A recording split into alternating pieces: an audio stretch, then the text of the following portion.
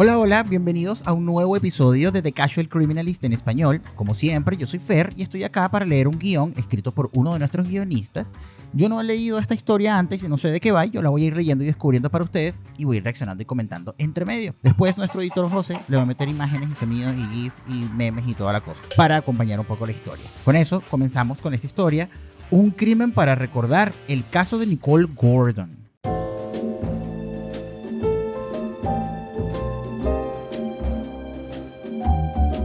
La memoria puede ser realmente inconsistente, y realmente sí. Yo siempre pienso en el hecho de que la memoria es tan loca que uno de repente tiene recuerdos vagos de cosas o tiene recuerdos de cosas que en realidad no ocurrieron y uno se forma como esos recuerdos ahí porque de repente es un poquito como wishful thinking, como lo que uno quiso que ocurriera. Un lapsus del hipocampo puede causar una molestia menor cuando se te pierden las llaves del auto, pero hay mucho más en juego cuando se trata de crimen y castigo. Cuando tantas condenas se basan en el testimonio de víctimas y testigos, nos gustaría pensar que sus recuerdos son lo suficientemente precisos para responder a las grandes preguntas de la justicia y libertad, la vida o la muerte. A mí ese tema me preocupa muchísimo. Siempre he pensado también como en el tema de los testigos y la importancia y la relevancia que tienen los testigos en muchos casos, en los juicios, etc. Y cómo muchas veces los testigos están equivocados porque no vieron realmente lo que vieron o después dicen que vieron lo que ellos querían haber visto. Y las personas se autoengañan. Uno mismo lo hace, por ejemplo, con la dieta. Pero al final es un rollo como de tener que confiar plenamente en la voz de los testigos y en el recuerdo y en la memoria de los testigos para resolver casos y resolver cosas. A mí me parece eso como bien delicado y bien vulnerable. Sin embargo, la neurociencia y la psicología siguen demostrando que las computadoras de carne blandita que tenemos en nuestras cabezas son en realidad bastante propensas a distorsionar gravemente el pasado e incluso a inventar recuerdos falsos desde cero, lo que les estaba diciendo. Eso plantea unas cuantas preguntas incómodas para las que el sistema legal aún no ha encontrado una respuesta satisfactoria. Afortunadamente, hoy en día, la confiable ciencia de la investigación criminal ayuda mucho a compensar eso. Ahora disponemos de más datos concretos para suplir las carencias de la memoria que a veces son catastróficas. Hoy hablaremos de un caso en el que la evidencia contó la impactante historia de un crimen del que la víctima no tenía ni idea. ¿What? Sí, estaba firmemente incrustado en su mente, solo que no de la manera que uno podría pensar. ¿Cómo que no? Esto también me jode un poco, realmente, como distorsión de recuerdos y de cosas tan importantes. En busca del tiempo perdido. Los recuerdos de una noche de finales de mayo de 2017 se habían hecho añicos en la mente de Nicole Gordon. Ella recordaba la discusión, recordaba un ruido fuerte, recordaba el estallido del vidrio y el impacto de los fragmentos contra un lado de su cara. Después de eso, todo estaba en blanco. La mujer de 40 años recuperó la conciencia un rato después. No sabía cuánto tiempo había pasado y se dio cuenta que ahora estaba en la parte trasera del auto de su novio. A pesar de su visión borrosa, pudo distinguir su forma sentada en el asiento del conductor. Se trataba de Geronte Kane, de 30 y tantos años. Después de unos segundos, Nicole volvió a perder el conocimiento. La próxima vez que se despertó estaba en casa de la madre de Kane, recostada en la cama de invitados con almohadas en la espalda. Preguntó qué había pasado y la señora Kane le explicó que había chocado el auto mientras ella y su hijo estaban peleando. El impacto la noqueó y lanzó fragmentos de la ventana del lado del conductor hacia un lado de su cabeza. Un poquito de una advertencia aquí, no peleen en el carro. No peleen en el carro, en el auto, porque se distraen y puede haber accidentes, como supuestamente pasó aquí, que claramente no fue lo que pasó. Yo no choqué, me chocaron. O a lo mejor sí. Mientras estaba inconsciente, la señora Kane le había limpiado una herida de vidrio bastante grave en el lado izquierdo de la cara. Un corte profundo justo encima de la ceja izquierda. Nicole miró hacia abajo y notó su camisa empapada en sangre. La ceja izquierda, los vidrios del impacto del carro, no sé. Durante los días siguientes, la señora Kane continuó cuidando a la novia de su hijo, en lugar de dejarla ir a buscar ayuda médica profesional. La mamá tapándole aquí el cuento, tapándole las cosas al hijo.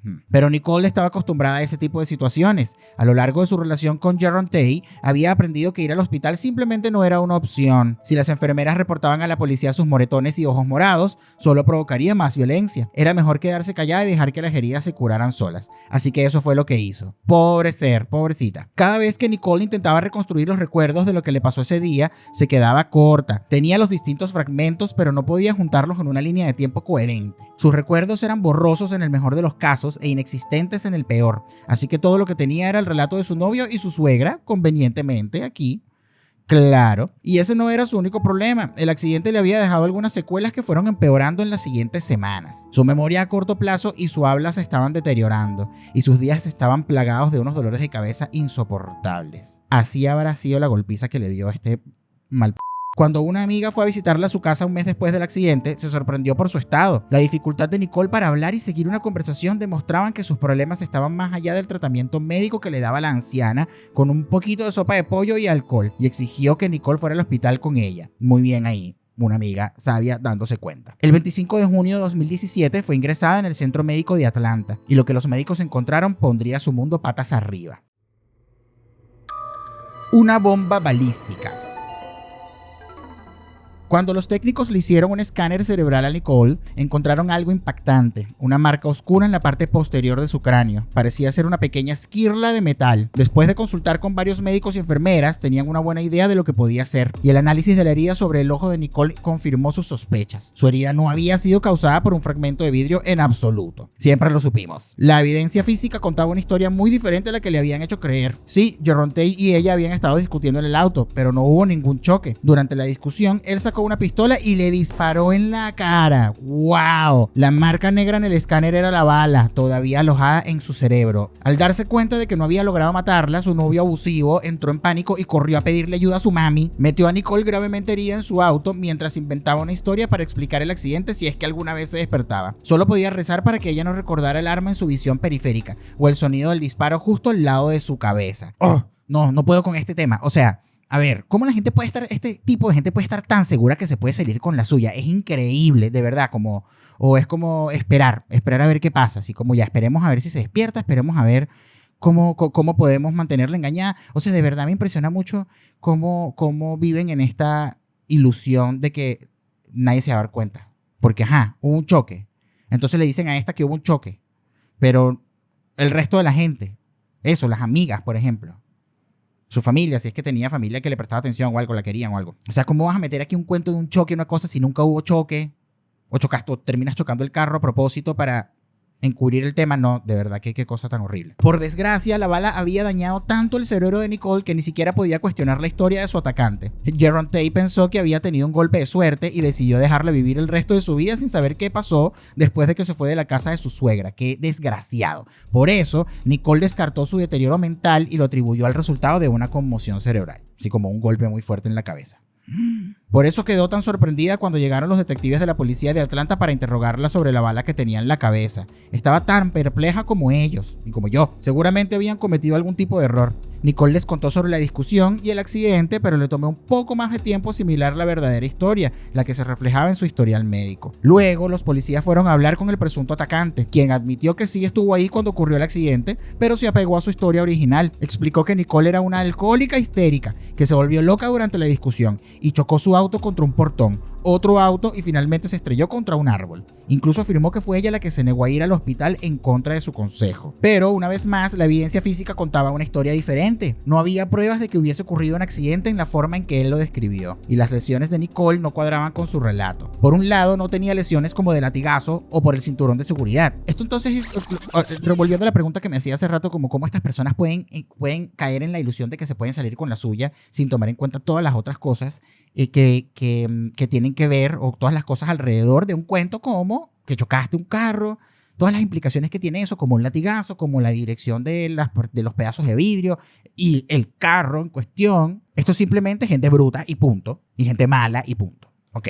Fin. Por un lado no tenía lesiones como de latigazo, como ya leí, o por el cinturón de seguridad, y no era extraño que un fragmento de vidrio se hubiera disparado con tanta fuerza como para alojarse sobre su ojo así de profundo. Sin embargo, lo que sí sugería era un único disparo en la cabeza. Ese tipo de lesiones sin duda son bastante malas para la salud, pero no siempre son tan mortales como nos han hecho creer las películas y los videojuegos. Eso también me impresiona mucho y lo he pensado mucho, como el tema de los balazos en la cabeza. Hay muchos casos que he visto de gente que se salva, o de gente que de repente, no sé, unas cosas que horribles que uno ve en internet que se hacen como virales por ahí, o cosas que uno ve por ahí, de gente que de repente va a la sala de emergencias y tiene como una viga atravesada por el ojo y le atraviesa la cabeza, el cerebro hasta atrás, y esa gente después le sacan eso, y muchas veces lo que tienen que hacer es volver a aprender como a caminar y no les pasa nada más. Eso me impresiona muchísimo, y tal cual nos hacen creer las películas y todas esas cosas, que un tiro en la cabeza ¿Por qué estoy hablando de esto? De cosas tan horribles, sigamos. Porque ya de por sí esto es bien feo. Arresto y juicio.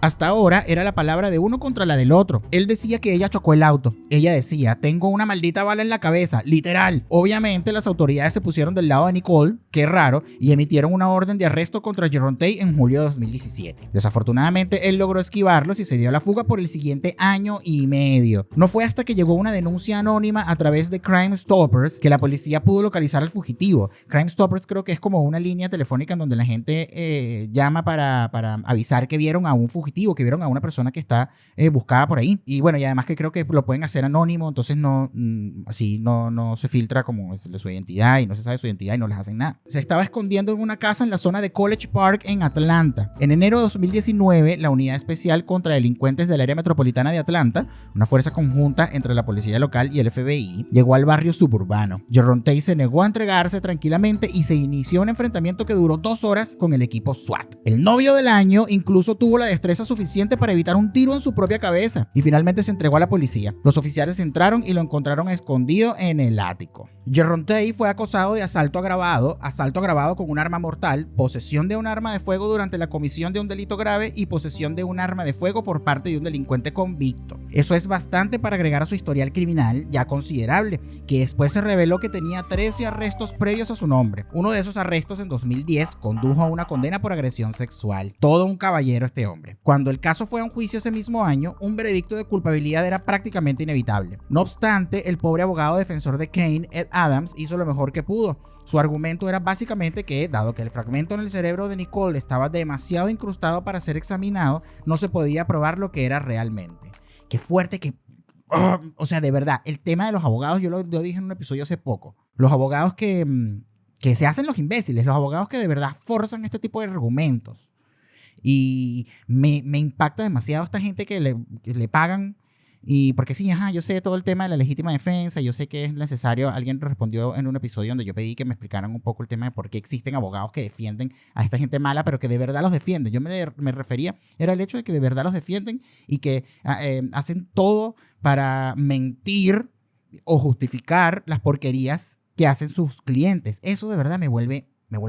Después declaró a una página de noticias que solo le hicieron una radiografía y parecía una bala, pero no había pruebas reales de que fuera una bala. Ah, sí, obvio. Hay demasiadas probabilidades de que la pieza de metal con forma de bala ya estuviera ahí antes del incidente. Eso tiene todo el sentido. Después de todo, la policía no encontró casquillos de bala en la escena o el arma en sí. Entonces, ¿por qué deberíamos creer que hubo un disparo ese día cuando ninguna de las personas involucradas lo informó? Provoca romper las hojas estas. Bueno, una vez más, bala en el cerebro. A la gente no se le alojan pedazos de metal en la cabeza por accidente, pero además Nicole reveló que su propia pistola de calibre 25 había sido robada poco antes del incidente y Jerome Tate sabía dónde la guardaba. También se reveló que durante una llamada con un familiar discutiendo lo que había hecho, Kane gritó por el teléfono, pero era su pistola. Imagínate tú, eso suena como un caso cerrado para mí. José, por favor, ya tú sabes lo que tienes que poner aquí a nuestra ídolo. He dicho... Caso cerrado. Y el jurado estuvo de acuerdo. En septiembre de 2019, el abusador en serie fue condenado por todos los cargos y recibió una sentencia de 30 años, 25 años tras las rejas y los últimos 5 en libertad condicional. Un final bastante satisfactorio para una historia horrenda. No sé si bastante satisfactorio, no estoy conforme. Me disculpan. Conclusión. Al resumir este extraño caso ante la prensa, el fiscal de distrito del condado de Fulton, Paul Howard Jr., trató de hacerles ver lo tristemente común que era este caso. Se le citó diciendo: este caso es un ejemplo horrible de los tipos de incidentes que investigamos y procesamos a diario. Las víctimas de violencia doméstica no merecen soportar el dolor y el sufrimiento que provocan estos incidentes violentos, que en algunos casos llevan a muertes trágicas y sin sentido.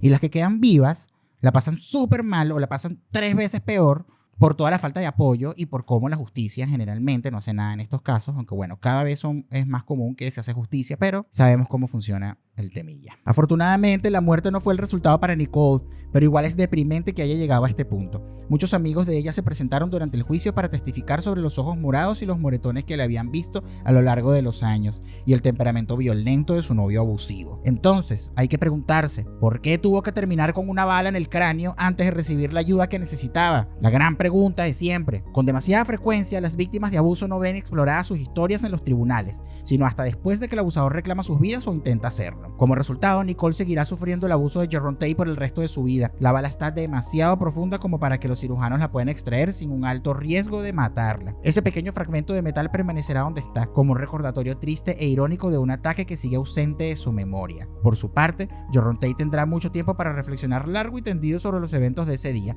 una y otra vez. Para cuando sea liberado, esperamos que el resto del mundo haya olvidado que alguna vez existió. Si no es que lo matan antes en la cárcel. Ojalá. Bueno, así termina otro episodio de The Casual Criminalist en español. Muy triste este outcome, este resultado, a pesar de que a este tipo le dieron 35 años de cárcel. Es muy triste que, si bien se hizo justicia por un lado, la pobre víctima tiene una bala incrustada en la cabeza que le cambió la vida por completo y no la deja vivir. Pero bueno, así termina esta historia. Muchas gracias una vez más por estar acá, por ver nuestros episodios y por escuchar y ver estos casos horrendos junto a nosotros. No olvides que te puedes suscribir acá en YouTube y activar la campanita que te avisa cuando tenemos episodio nuevo. Y además estamos en todos los sitios donde suenan los podcasts, en Spotify, en Apple Podcasts, en Google Podcasts, en todos lados. Y por ahí nos puedes dejar un rating, puedes compartir, puedes dejar comentarios también. Comenta acá en el episodio qué te pareció y también comenta en qué casos les gustaría escuchar, qué casos les gustaría que tocáramos por acá, porque sabemos que hay muchas cosas por ahí y casos no tan sonados que, bueno, igual llaman la atención. Con eso, me despido. Nos vemos en un próximo episodio. Chao.